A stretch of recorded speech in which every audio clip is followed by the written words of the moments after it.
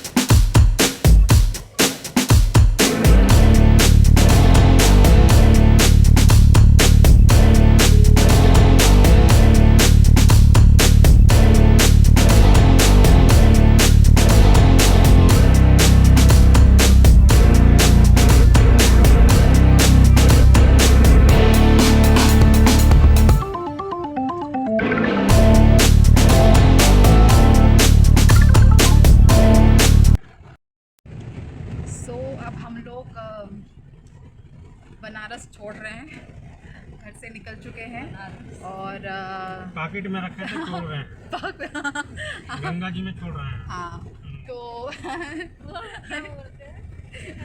दान छोड़ रहे हैं, दान छोड़ रहे हैं। सो क्या बोलते हैं गुरु, क्या बोलते हैं।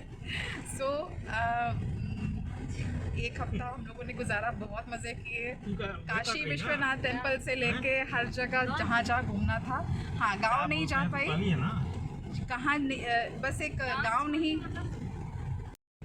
गांव नहीं जा पाए, नहीं तो मैं वहाँ का भी वीडियो बनाती आपको बना के। और जैसे कि पहले बताया था बट नहीं चांस मिल पाया, कोई बात नहीं। बट अब यहाँ से सीधे हम लोग बढ़ रहे हैं लखनऊ की ओर। काफ़ी डेवलप हो गया है बनारस का रोड। अब यहाँ से सीधे लखनऊ पहुँचते पहुँचते ऑब्वियसली शाम हो जाएगी, रात हो जाएगी actually. So again it's a long drive.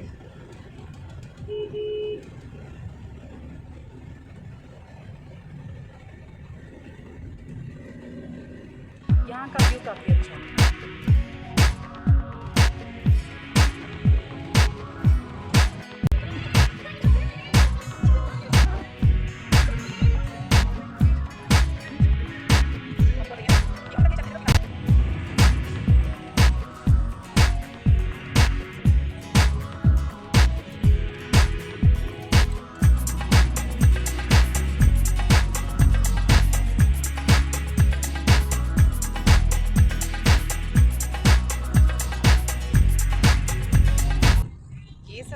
नज़ारा देखकर मुझे अपना नानी गांव याद आता है। मेरा नानी गांव है मुजफ्फरपुर।